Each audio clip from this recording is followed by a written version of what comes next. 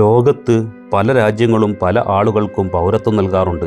അതിൻ്റെ അടിസ്ഥാനം വിദ്യാഭ്യാസമാവാം, മറ്റു കായിക ഇനത്തിലുള്ള കഴിവുകളാവാം, മറ്റെന്തെങ്കിലും കഴിവുകളും എല്ലാം ആവാം. പക്ഷേ ലോകത്ത് ബജാവുക്കൾ എന്നൊരു വിഭാഗമുണ്ട്. അവർ 15 ലക്ഷത്തോളം വരും. അവർ ജീവിക്കുന്നത് മലേഷ്യ, ഫിലിപ്പീൻസ്, ഇന്തോനേഷ്യ, ബ്രൂണൈ എന്നീ രാജ്യങ്ങളുടെ കടലതിർത്തികളുടെ ഓരം പറ്റിയാണ്. അവർ ജീവിക്കുന്നത് കടലിലാണ്. ലോകത്തിലെ ഏറ്റവും വലിയ മുങ്ങൽ വിദഗ്ധരും നീന്തൽ വിദഗ്ധരും അവരാണെന്ന് പറയാം.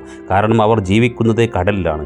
പക്ഷേ എന്നിട്ട് പോലും ഇവരുടെ കഴിവുകൾ കണ്ടെത്തിക്കൊണ്ട് കടലിനെക്കുറിച്ചും കടൽ വിഭവങ്ങളെക്കുറിച്ചും അഗാധമായ അറിവുള്ള ഇവർക്ക് ഇതുവരെ ഒരു രാജ്യത്തും കഴിവിൻ്റെ അടിസ്ഥാനത്തിൽ പൗരത്വം ലഭിച്ചിട്ടില്ല. സാധാരണ ഒരാൾക്ക് 1 മിനിറ്റ് വെള്ളത്തിൽ ശ്വാസമെടുക്കാതെ മുങ്ങി നിൽക്കുക എന്നുള്ളത് പ്രയാസമാകുമ്പോൾ കഴിവുള്ള ബജാവുക്കൾ 13 മിനിറ്റ് വരെ വെള്ളത്തിൽ ശ്വാസം വിടാതെ മുങ്ങി നിൽക്കുവാൻ കഴിവുള്ളവരാണ്.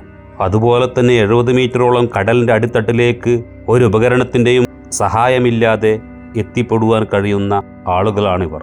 കാരണം ഇവർ ജീവിച്ച് വീഴുന്നത് തന്നെ കടലിലേക്കാണ്. ബോട്ട് നിർമ്മാണത്തിലും മത്സ്യബന്ധനത്തിലും പ്രത്യേക കഴിവുകളുള്ള ഇവർക്ക് പലതരത്തിലുള്ള കടലറിവുകളുമുണ്ട്. അതിനു പുറമേയാണ് ലോക ഒളിമ്പിക്സ് വേദികളിലെ പല മത്സരങ്ങളിലുമുള്ള കഴിവുകളും ഇവർക്കുള്ളത്. എന്നിട്ടും ഒരു രാജ്യവും ഇതുവരെ ഇവരുടെ കഴിവിൻ്റെ അടിസ്ഥാനത്തിൽ പൗരത്വം നൽകിയിട്ടില്ല. പക്ഷേ നമുക്ക് പ്രതീക്ഷിക്കാം, കാലം കഴിയുന്തോറും ഇവരുടെ കഴിവുകൾ കണ്ടെത്തി ഏതെങ്കിലും ഒരു രാഷ്ട്രം ലോകം അറിയപ്പെടുന്ന ഒരു ബജാവു മനുഷ്യനെ അവരുടെ കഴിവിൻ്റെ അടിസ്ഥാനത്തിൽ ആദരിക്കുകയും പൗരത്വം നൽകുകയും ചെയ്യുന്ന ഒരു കാലം. നിങ്ങളുടെ അഭിപ്രായത്തിൽ ഇവരുടെ കഴിവുകൾ കണ്ടെത്തി ഇവരിൽ ഒരാളെങ്കിലും ലോകപ്രശസ്തമാക്കുന്ന ഒരു രാജ്യം ഏതായിരിക്കും?